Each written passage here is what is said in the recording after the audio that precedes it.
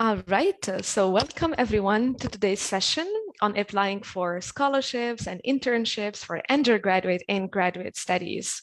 I hope you're all doing well and I hope you're having a blessed Ramadan so far. This is Amira, the Education USA advisor for Libya, and I'm glad to have with us today two wonderful representatives from University of Houston, Victoria, Ms. Harith and Casey. For anyone watching us today, this is your chance to get an overview of the different scholarships and funding opportunities for international students, such as internships, financial aid, on-campus jobs, etc. This is a very important topic for the students who are looking for different options to cover, some parts of their studies in the United States.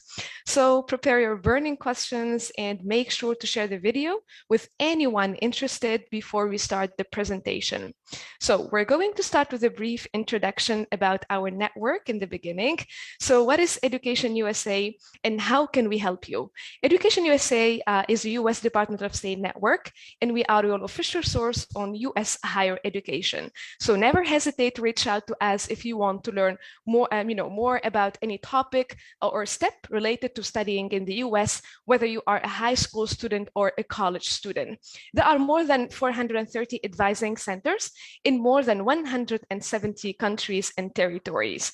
So what makes us unique is that we offer free and biased and accurate information about studying in the United States. So if you want to start the process or if you are in the middle of the application process, reach out to us and we'll be very happy to help you throughout that. How can we help you? So what are the services that we offer for students? Number one, we offer free public information sessions.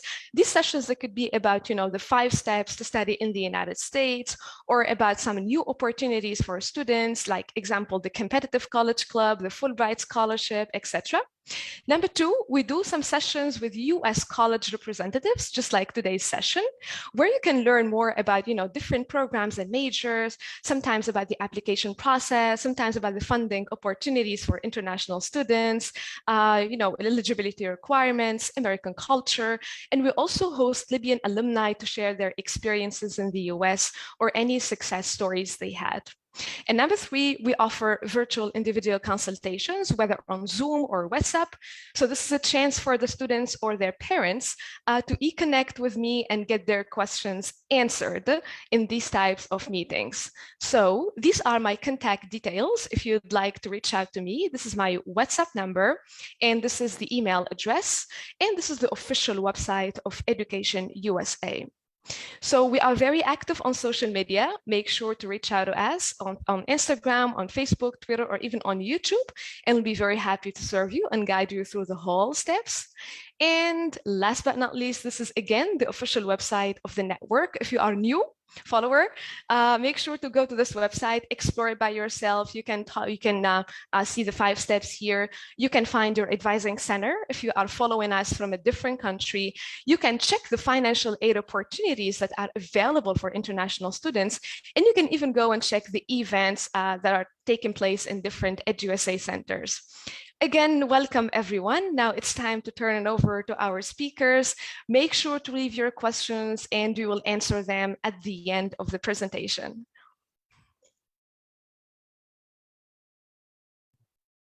Hello, everyone. Thank you so much for joining us today. We are honored to be here. We are honored to talk to you about these amazing opportunities about scholarships and internships, how to cut your cost, reduce your cost, studying in the United States. My name is Dr. Lidmi Herath. I'm the director for the international programs. A little bit about myself. I've been in the field for about 22 years. I started off just like yourself as an international student myself, born and raised in Sri Lanka. And then I pursued my bachelor's, master's, and my doctoral degree. I've helped countless students from all over the world. Some of them are amazing friends of ours and family. With that, I would like to advise you, we're here to help you with all of your questions. I have walked in your shoes, even though it was some time back. I always tell students, nothing has changed. It's a little bit difficult with a lot more policies and practices that we see today. With that, keep in mind, we're always here. EdUSA is an amazing resource. I started with EdUSA as a young 16, 17-year-old. I cannot praise enough how amazing EdUSA is. One of the reasons for me to be here and to do the job I am doing is kudos to EdUSA around the world. With that, I'm going to pass over to my colleague, Casey, and she will conducting the presentation, and I will jump in with other information and experiences that I have to share with all of you today. Casey? Hello, everyone. Thank you so much for having me. I'm so excited to be here.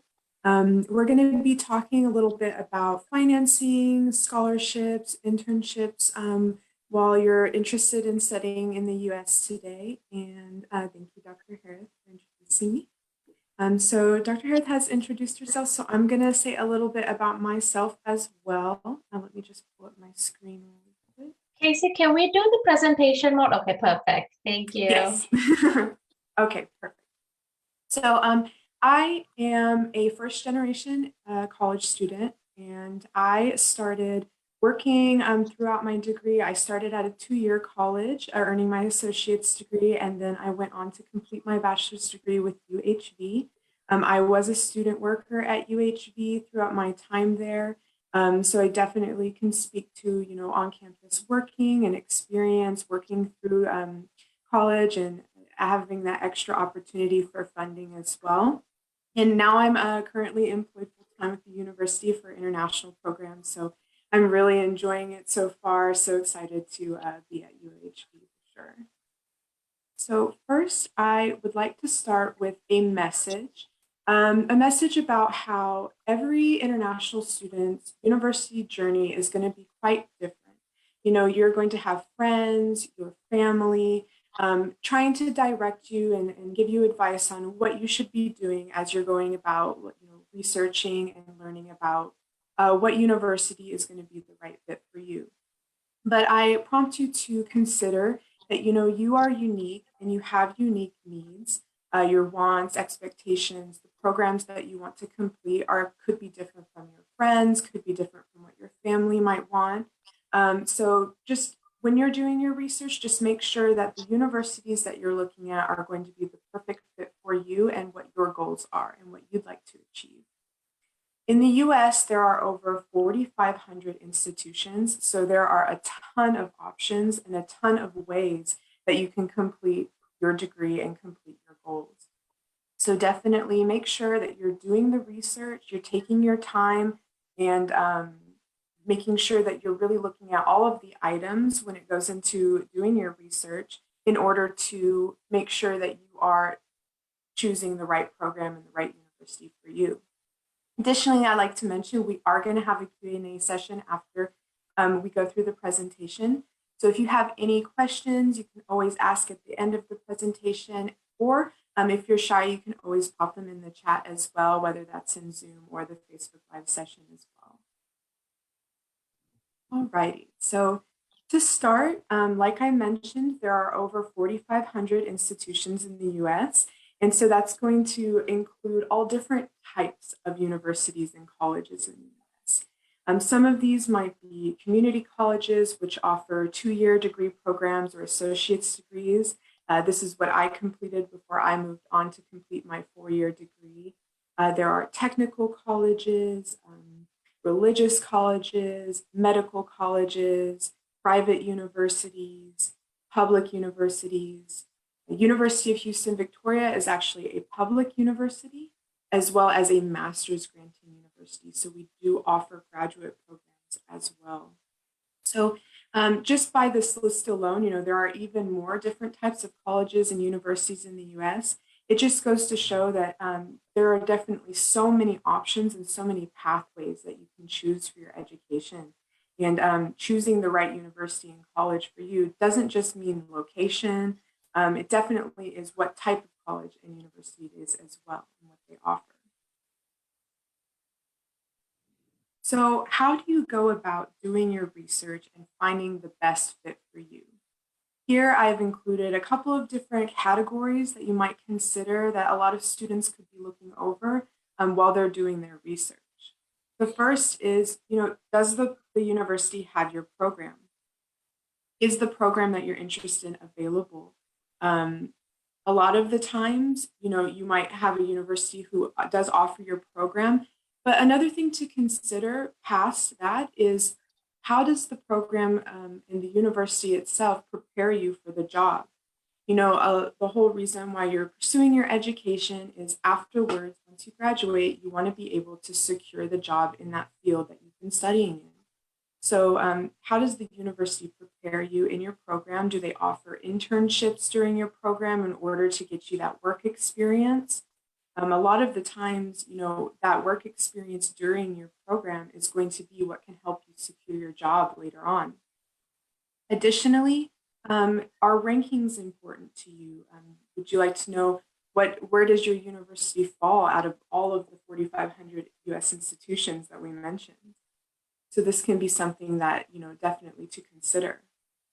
And again, the internships or work-related experience, how does the university prepare you once you've completed your program and now you maybe are looking for work after your graduation, whether that's, if you're staying in the United States, maybe on OPT, or even if you're going back to your home country as well. Additionally, campus size is a huge factor to consider. There are campuses that are small, and there are campuses are super large. Some campuses have up to 45,000 students at their campus, which can be like a city in itself. What do you like? Something like that, which is going to be very busy, lots of students, or do you want something a little bit more small, where maybe you won't be anxious about getting lost or being able to connect with more people? Again, with the larger campus, you're going to have larger classrooms, could have upwards of 200, 300 students in your classes, or do you want a smaller classroom where the classroom sizes are going to be about 10 to 20 students in your classroom, allowing you to maybe be able to connect with your faculty a little bit more? These are all things to consider in campus size, whether you want that one-on-one attention or you really like that atmosphere of a lot of people at your campus.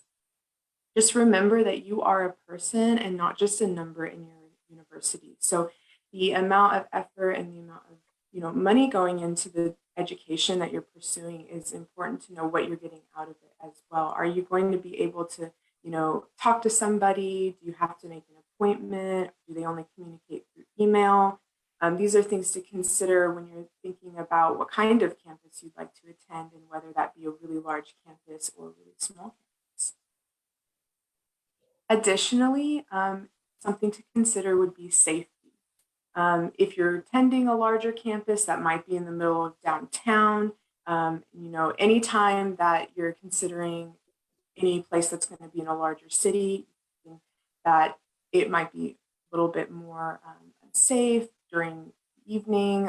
It could be more crime statistics, or if you're kind of nestled away close to downtown where you can go down on the weekends and have fun with your friends, but you're still kind of far enough away where it's a more quiet area. That would be something to think about as well. Is where is the campus that you're considering located, and what are the crime rates around that area as well? And going back to kind of what I mentioned when I was talking about the program is job placement. How many students after graduation secure the job in the field that you've chosen in the program that they've completed? What are the opportunities from the institution? Do they post internships? Do they encourage working and getting that work experience during the program? Do they have internships embedded into the program? And these are opportunities that can really boost the opportunity for you to actually secure the job after you've completed your program, or even while you're completing the program. Because ultimately, it's going to be about having your education be a return on your investment.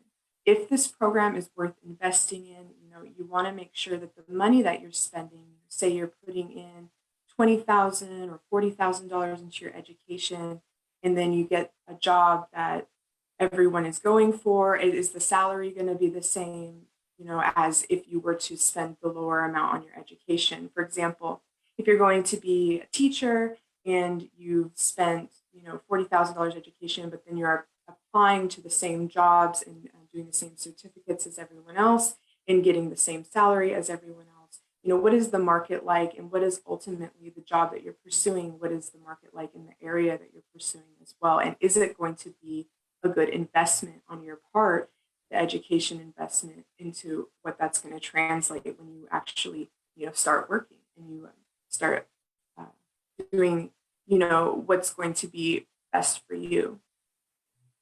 And, this is also going to include, if you are taking out a loan, what is that earning potential?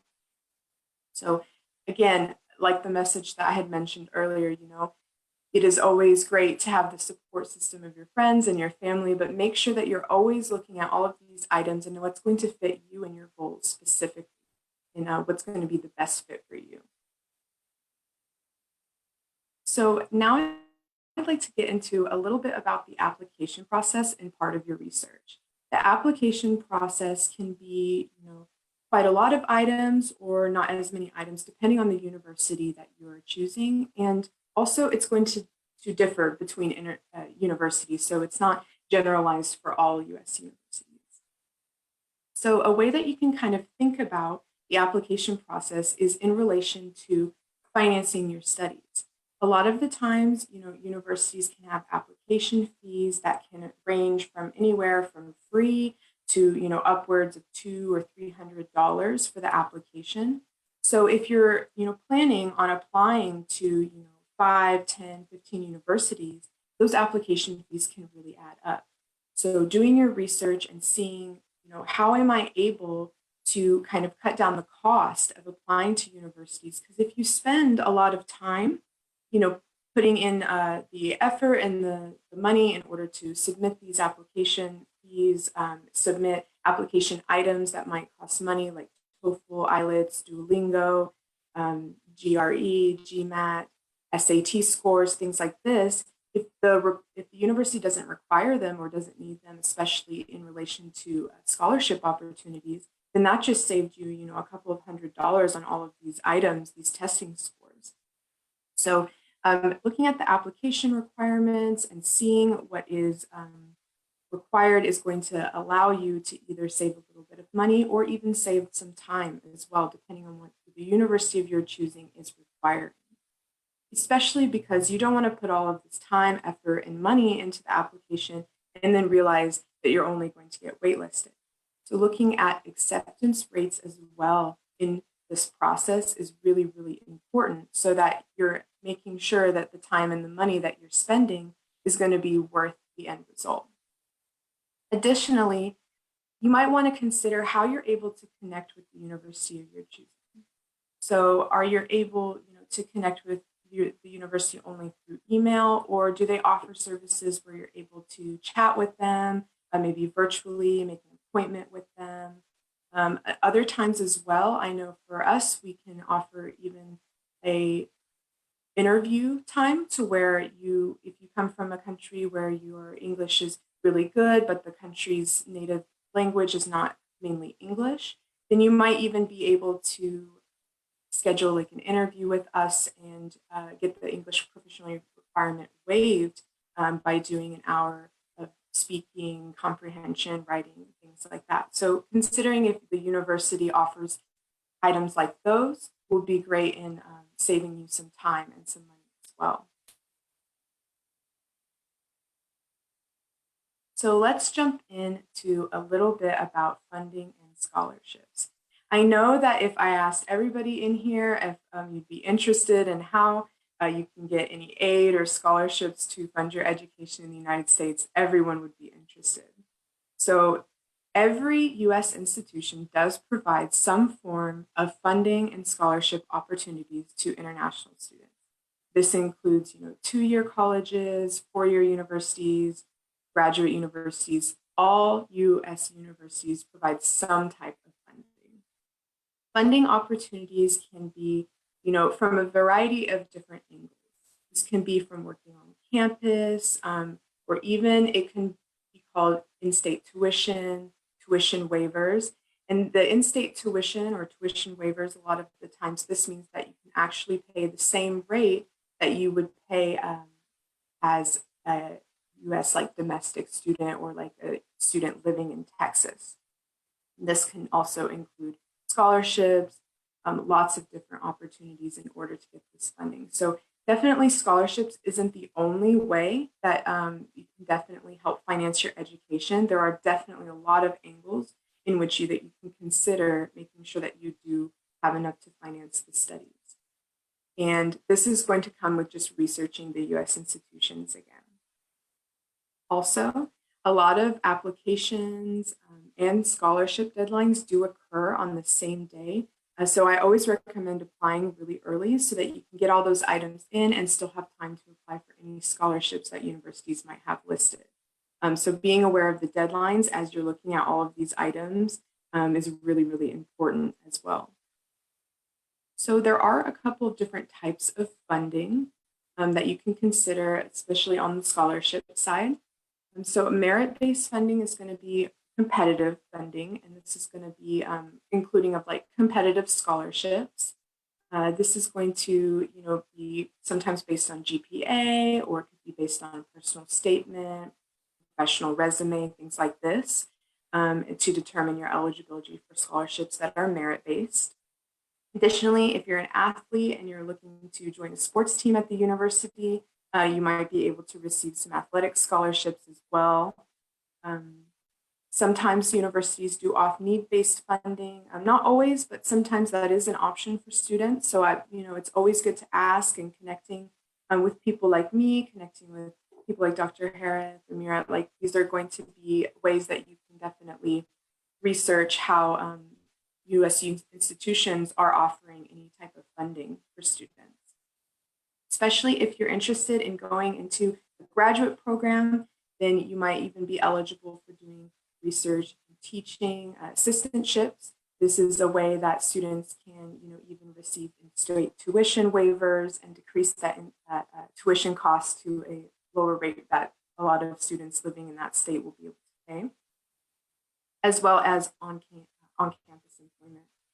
Additionally, for research and teaching assistantships for the graduate level, sometimes universities often even offer stipends, which stipend is basically like a monthly allowance allowing students to live and work. So each school's scholarships the criteria is going to be quite different.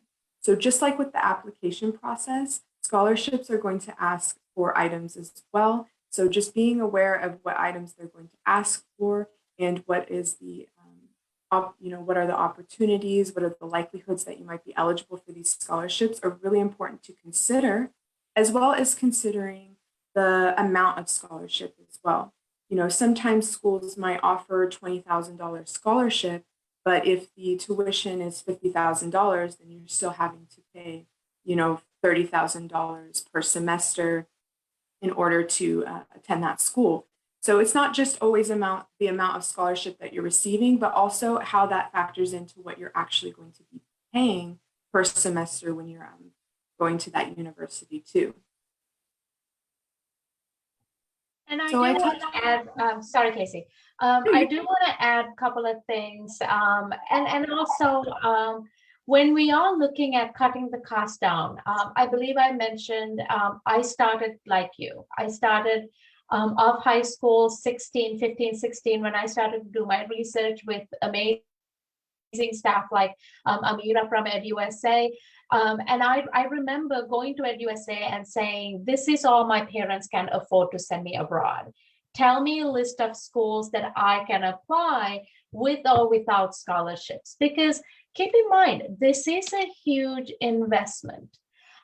When I studied abroad, the Sri Lankan rupee per dollar was 75. Right now it's 250 and plus.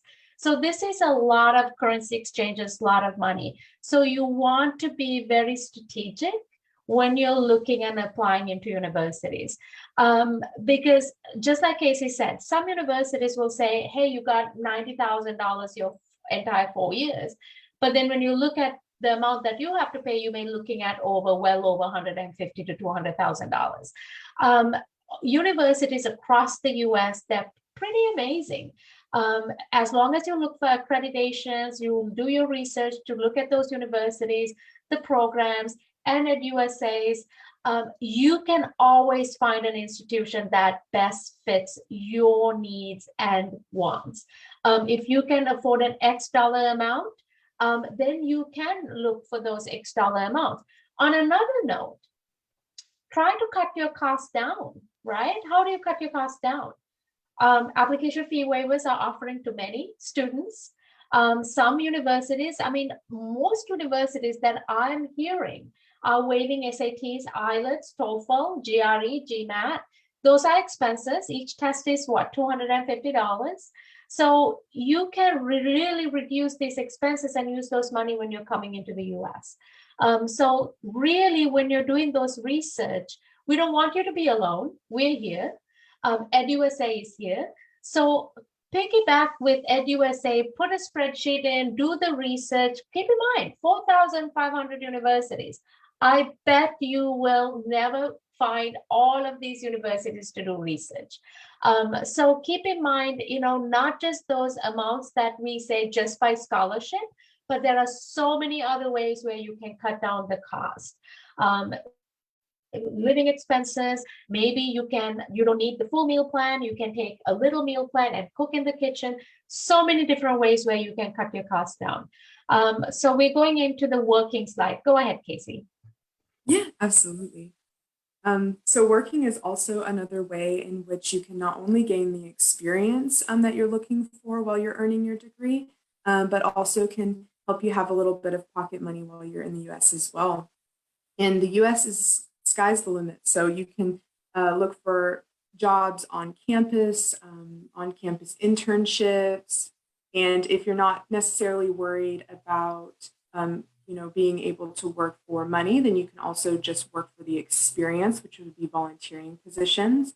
This will be a great way to put experience on your resume anyway, so that when you're looking for jobs, you still have that experience on your resume to say that, oh, well, I did volunteer, I did have some work experience. And there are some off-campus work options as well. Not so many. A lot of universities do encourage on-campus working, but there might be some off-campus work options as well to consider. So definitely some locations that you can consider while looking for on-campus jobs would be some of our students actually tutor other students. You can work in the dining center, working for the career center, helping students redo their resumes or looking for jobs. So there are lots of different on-campus employment options, and especially if you're a graduate student as well. Like I mentioned earlier, you could apply for like a graduate assistantship as well. And so this would be able to not only allow you to gain that experience, gain a little bit of money, but also decrease that tuition as well. So another question students might have is, well, how much can you make when you're working on these on-campus jobs? So that's going to depend on state. Every state's minimum wage, every state's wage requirements are going to be a little bit different. But generally, you can work 20 hours while school is in session and 40 hours when school is not in session. So 40 hours are going to be, Christmas breaks, spring breaks, summer breaks. During these types of sessions, that's when you're able to work a little bit more, but 20 hours while the semester is going on. For Texas, minimum wage hourly salary can range anywhere from $7.50 at the lowest, and graduate assistants can make up to $15. Just depends. I know for us, we have 3 graduate assistants working with us, and they are from 3 different countries, and they do make about $9 per hour working in our department. So it really just depends on the state that you're considering, the university that you're considering, and the position that you're considering as well on how much you can make and how much you can work. Kind of going in a little bit more to employment on campus. campus. Like I mentioned, you can start working, that 20 hours, 40 hours while not in session, as well as you can start working the minute that you are enrolled and there's an open position available. So for international students, as an undergraduate, you'll be taking full-time, which is 4 classes. And then graduate students will take anywhere from 2 to 3 classes, 3 classes being full-time as well. And you can start that on-campus employment your first semester, even though you'll be enrolled full-time. And so once you are enrolled and you're considering that you're ready to start working on campus, it's best to contact the international office at the university and HR as well, so you can make sure that you receive the proper paperwork and authorization to work. There are many types of work as well that you may not even know of. I know that one of our graduate students, they're a resident assistant, and so they are actually working for the housing in the dorms, and they receive a housing waiver, so it decreases their housing cost as well. So these are also on-campus positions where, maybe there's a tuition waiver, or tuition side of things that you can consider if it is an on-paying job as well, in addition to the hourly wage. So I kind of have mentioned internships here and there. And just to give a definition of internships before we start, internships are a job that is directly related to your academic field for a brief period of time, whether it is for pay or it is just for gaining experience. Sometimes internships can also be credit bearing and integrated into your program. So this can also help you gain that experience while you're earning your degree and giving you credits while you're doing that as well. Internships are super important. I know at UHV, we really push our students to complete at least 2 internships by the time that they've completed their program. But at least right now in the US, the more internships you complete, the better. And there are no limit to how many internships that you can get yourself involved in. So, it is important to inquire, are internships embedded into the program that you're considering? Are they credit bearing? Are there internship opportunities in the summer? Most of the time, students will work with their academic advisor. Your academic advisor will contact you and say, okay, it's after your first year if you're a graduate student, after your second year undergraduate student, it's time to take part in internships. Here are some that we have available. And maybe you should do an internship in the summer, or this internship is available in your program for some credits. So connecting with your academic advisor as well is definitely an opportunity in order to get internships that are either going to be paid, or it can just be for your experience or part of your program. Internships are amazing because in order to convince an employer after you graduate that you are eligible, to work, that you have the capacity to do the job, you can say on paper on your resume, oh, I've completed all of these internships during my program. And I know, especially for our international students, a lot of the times they'll complete an internship during their program, and the place of employment will say, hey, we want to hire you at the minute that you earn your degree. Once you earn your degree, contact us and we would love to offer you a position. So these can actually lead to lining yourself up for a job right after you graduate as well. So it's super, super, super important to consider if the university offers this type of support and if internships are available, because it absolutely sets you up for a job. And all students who take part in internships, they have not a very hard time securing a job after graduation for sure. And I do want to add to what Casey is mentioning. Internships are a very critical role. When you are looking into universities and academic programs, scroll down into their academic degree plan and you need to see that internship credits, because as an international student, you can't just up and take an internship. It needs to be an integral part of your academic program. If it is not, you're not able to take the internship. Our programs at University of Houston, Victoria, we're a small public university. So what we can do is pretty amazing. Just this semester, we decided we are going to add our graduate program, especially in computer science and data sciences, an entire internship track. So which means from the very first semester, you're as a graduate student, you are diving into an internship right away. That gives you not only 2 years of internship, but after you finish the program, you have this opportunity called optional practical training. Depending on your program, you're looking at 12 months to 36 months of employment in the United States. That alone, if you do the math, 2 years of internship, 3 years of optional practical training, you're coming out with 5 years of experience. Think about it. That 5 years puts you to a very good place to look in for a job anywhere in the world.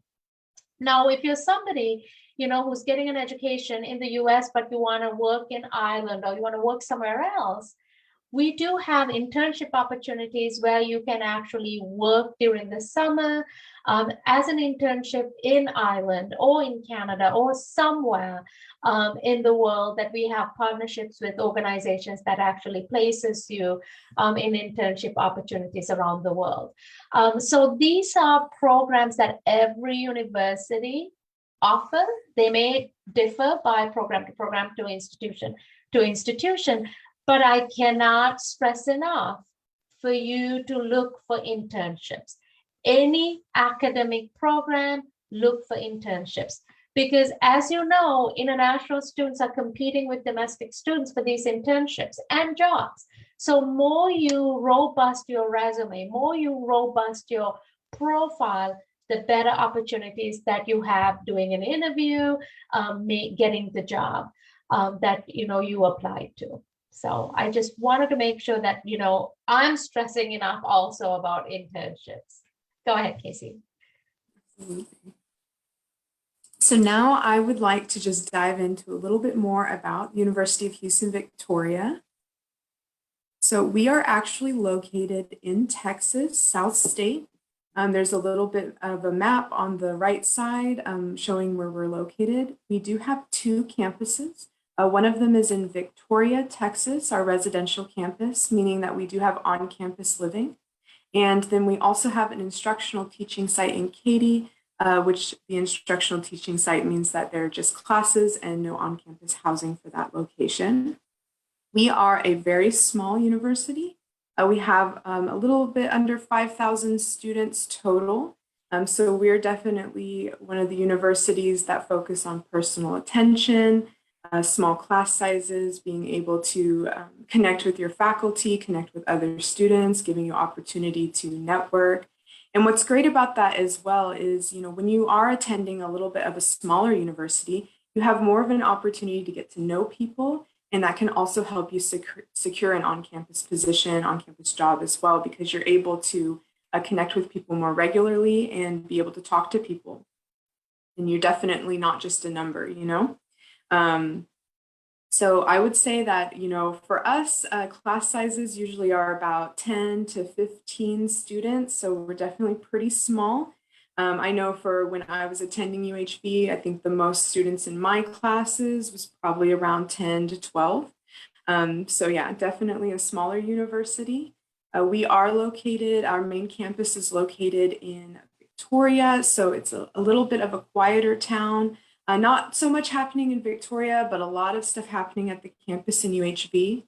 But what's really, really cool is that we are only a couple hours drive away from big cities like Austin and San Antonio. And if you're in the Katy location, about a 30-minute drive from the Houston city as well. So, it's really fun for our students to gather up all their friends for a weekend and go take a weekend trip to Austin, or take a weekend trip to Houston, going to see the beach. We are a little bit hot down in Houston, but it's definitely warm summers, mild winters, and it's really, really fun to hang out in those cities, especially in the summers. And here's another map. where we're located right there on the edge of Victoria, and Katie's just real close by as well. And so I would now like to show a video. Let me go ahead and play this.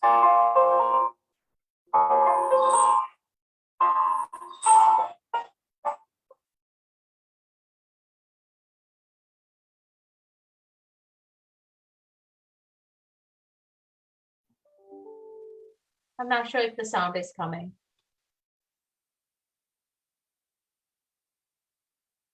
Is it okay? But that's okay. Is it playing? Do you want to hit play? Yeah.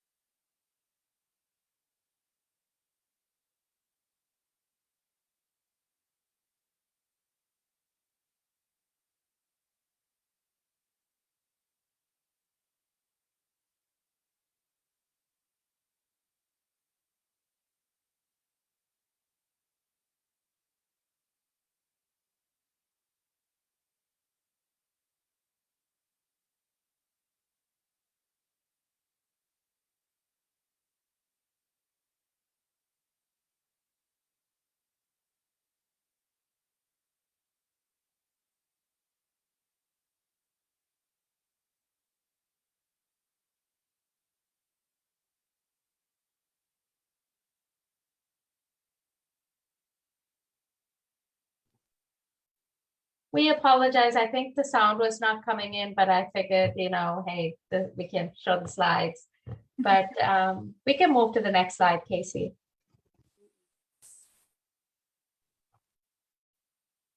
So this is just a little bit of UHB plans. You have about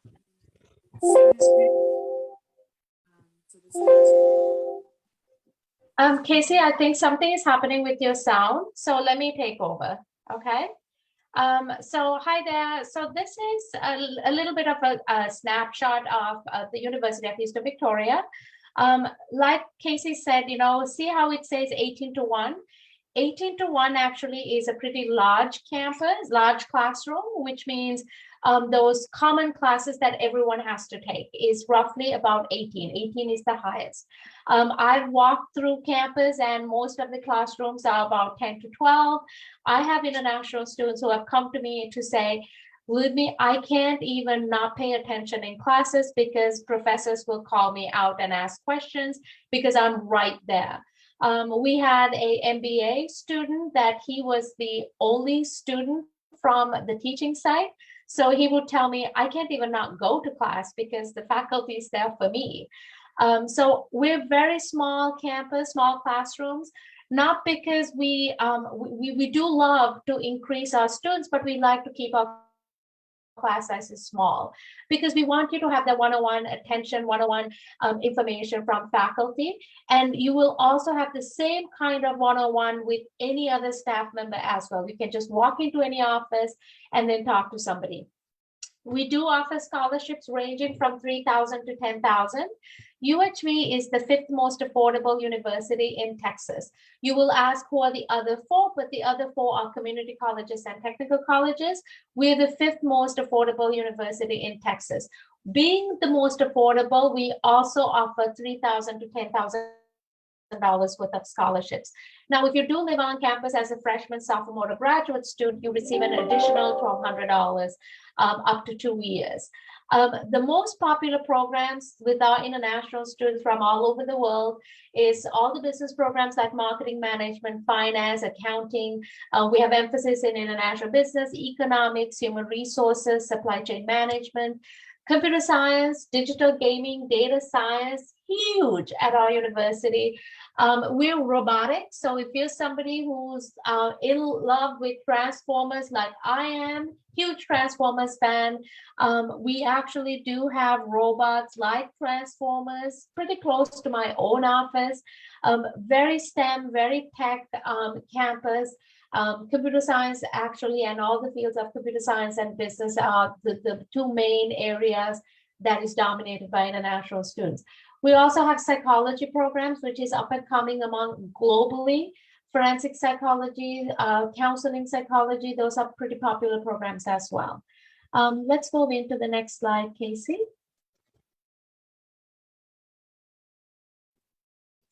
Okay, so you may ask why UHV? Just like that brief video said, we're a small university, small class sizes, quality programs, our internship opportunities, provides international students with that job opportunities. And I'll tell you, out of our international students, about 97% of our international students secures a job within the first 3 months of their OPT or optional practical training. We offer scholarships, multiple scholarships. Just like one of the slides said, you know, you be a big fish in a small pond, you definitely can be that big fish in our little small pond of UHB. So let's go to the next one. Again, like I said, we stress internships because we know the value of the dollar that you're spending. We know that you're picking this future, so you want that job. So for that reason, internships, I mean, you will hear me, you will see me walk across campus. I see you at the campus, and my first question is going to be, when are you doing your internship? Because you need to be in that internship track. You need to be thinking about internships. You need to be working on that job, because none of those matters if you can't get that job after graduation. Internship gives you that pathway to get that job after graduation. So if you do end up coming to our university, you keep in mind, I don't want, if I meet Dr. Mihara, I better have an answer about internships. Next slide. Again, a little brief introduction of our campus housing. We have different types of housing where you can pick and choose where you want to live. And also, you're not required to live on campus. Also, you can live with family, friends, apartments off campus. Meal plan not required. You can cook. You can either take the meal plan. Options are amazing. A little bit of our story with our housing. We started off a small university, then we expanded. We didn't have any space for housing. So we purchased the closest hotels around our university. And what comes in hotels? Pools. So every housing on campus at UHV has a pool. So that's one of the highlights when people goes, whoa, there's a pool at every door. Yeah, because it was a hotel. So think about a hotel room, like a good 4 or 5-star hotel room. And we have a bathroom and 2 students sharing that one suite. So you're not having common bathrooms. You're in a hotel suite, but it is converted into an on-campus housing complex. Let's go to the next slide, Casey. Again, personal attention. We are a key in providing the unique experience for international students. And you'll hear throughout the campus, many say international students are a close-knit community. It's because we make sure we all are together and we all are working towards one goal, completing your degree and securing that job. Next slide, please. And couple of, pictures of our office. And I do want to dive into how to apply real quick and deadlines. We are waiving the application fee for EdUSA students. So if you're somebody who's coming through EdUSA or through Ms. Amira, please let us know. We waive the application fee. One cost that we want to cut down for you, right? We don't require SATs, ACTs, GMAT, GRE. We do require GRE if you're coming into graduate psychology programs. But other programs we actually do waive. So that's another way of cutting down the cost. And also keep in mind, our scholarships are not based on your SATs or GRE or GMAT scores. Our scholarships are based off your CV, your resume, and your personal statement. We're not, even if you're a high school student, just completing your high school graduation, we're not anticipating you to have a robust CV. We just want you to include what you did during your time in high school. How were you active? How were you involved? Because we do love to have students who are involved, because beginning of this session, I was saying, we have this massive event called International Festival. Many of our students perform, they host a booth from your country. We want our students to be taking active participants in these events on campus. So for that reason, we truly thrive in looking at students who are all-round students, even if their GPA is a little bit low, but they're all-round students. We give everybody an opportunity. The slide actually talks about a couple of programs and how the scholarships are done. We don't need recommendation letters. Absolutely not. We don't need any kind of recommendation letters or anything. We've made the application streamlined. We want your academic grades. We base your admissions on academic grades. Graduate students do have the opportunity to secure teaching or graduate or research assistantship positions. Our deadlines are June 15th for fall 2022 and November 15th for spring 2023. Again, if you decide to apply next year or next spring, all you have to do is send us an email saying I'm from EduUSA, so we can waive your application fee. Next slide, I believe we're done. If you have questions, here's our contact information. But I believe Facebook has some questions, right, Ms. Amira?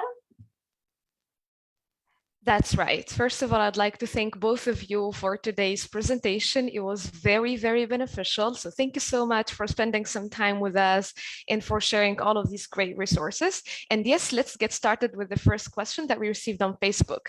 So someone is asking, how can I enhance my chances of gaining a scholarship from a US university?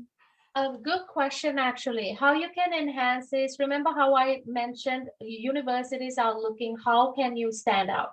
Right? Because all these universities receives 100 to 200 to 300 applications for scholarships. We're a small university, even us, we receive about 150 scholarship applications for very few spots. So how can you make yourself stand out is if they're asking for a personal statement, be very unique to yourself in that personal statement. Don't write somebody else's statement. Don't write what somebody else has said to you. Be very unique. Tell about your story, because your story is different. It is your story. Talk about what you have accomplished. Talk about what can you contribute to that institution and to your society and to your home country. These are great leadership traits that you actually can show even before you get to the United States, to that university. So do a lot of things. If you're that 15, 16, 17-year-old and you have maybe 12 months to apply for US universities, you're not late. Do everything possible.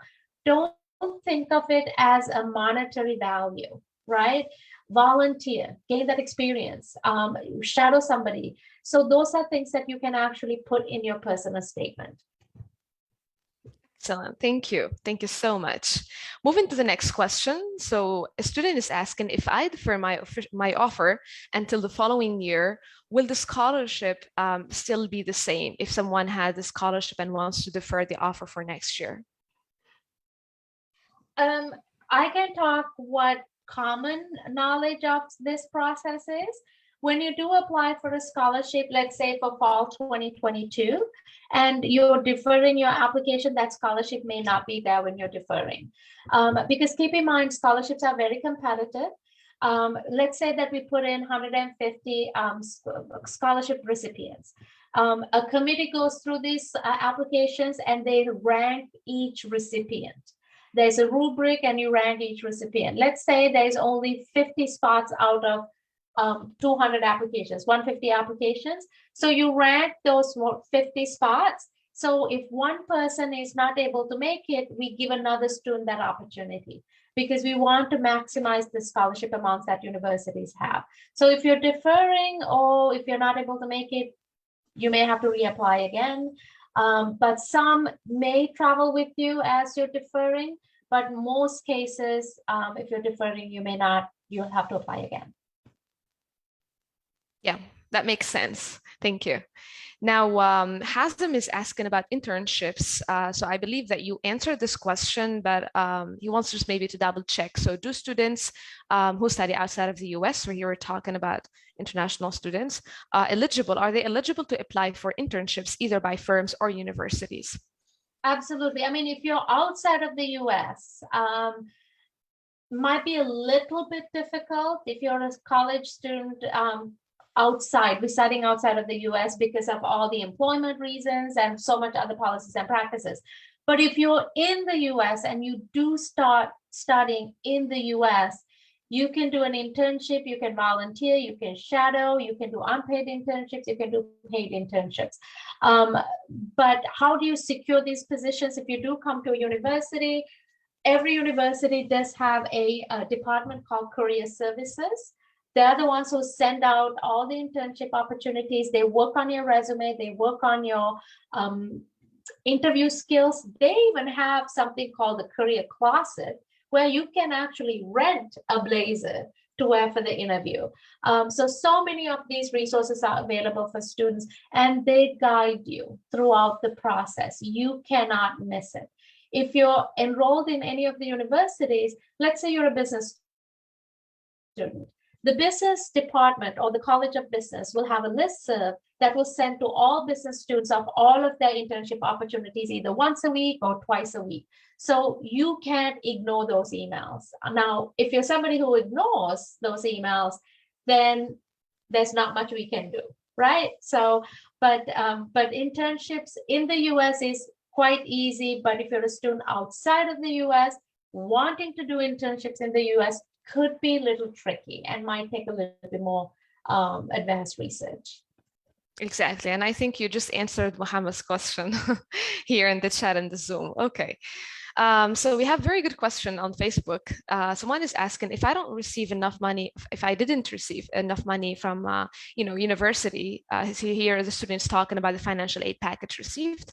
Do universities take the scholarships appeal letters into consideration? And if yes, are there any tips that you could share with the students on how to write a strong appeal letter?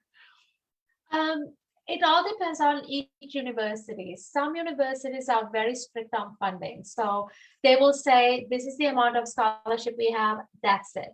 And unfortunately, our university is one of those universities where we have a certain pool of funding that we give out to all international students, and that's all we have. We don't have an appeal process to kind of go through and say, this is a strong student. We need to make sure that this student have the funding. Now, if you have a balance of 1,500 or 300, maybe we may be able to do something to push you over to make that payment, covered, but it's not guaranteed. But other campuses, there are campuses that offers need-based funding, and they may have larger endowments.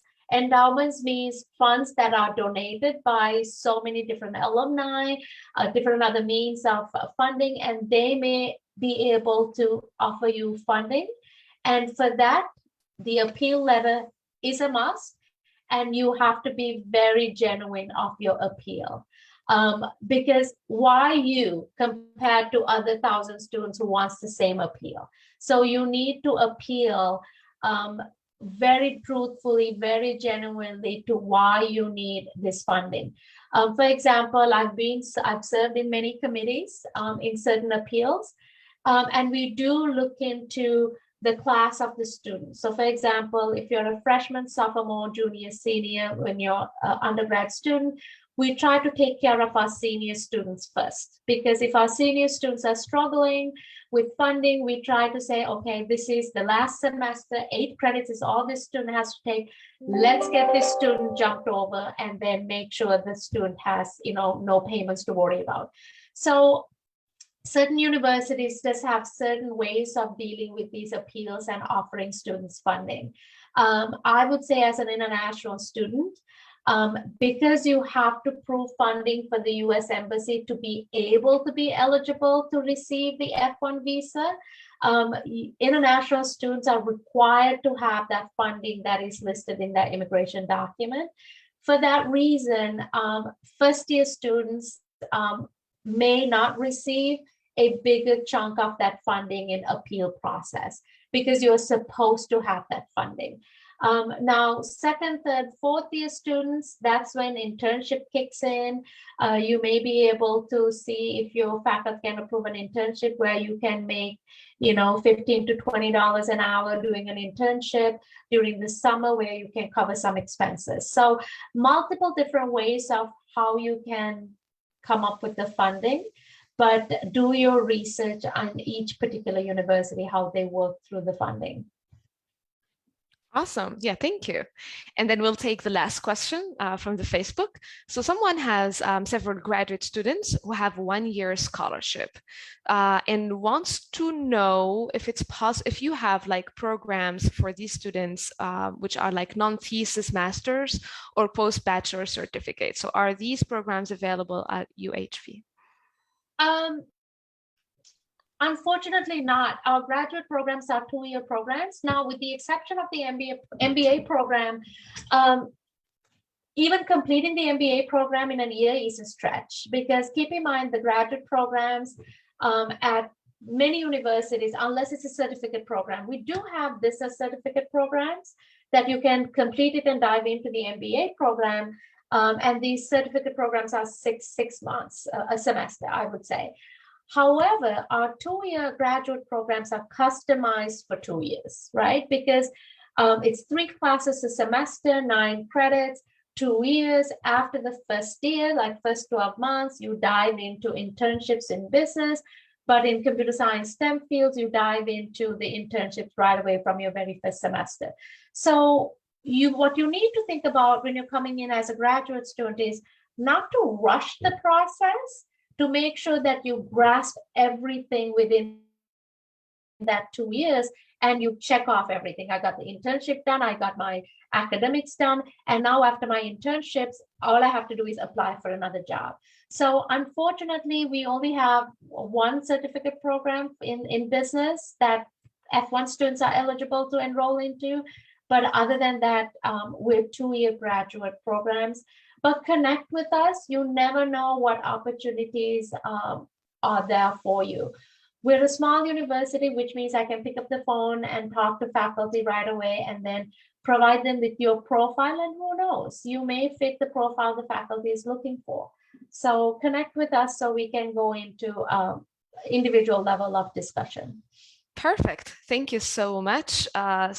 Casey, is it possible to reshare the slide where it has your contact details so a student can go back to it? So yeah, yes. Thank you. Thank you again, Dr. Ludmi and Ms. Casey, for joining us today and for providing all of these great information for our followers. And I'd like to thank everyone also for tuning in and for watching, and make sure to share this session with your friends or with anyone who's interested in getting more details about scholarships, internships, on-campus jobs in the United States.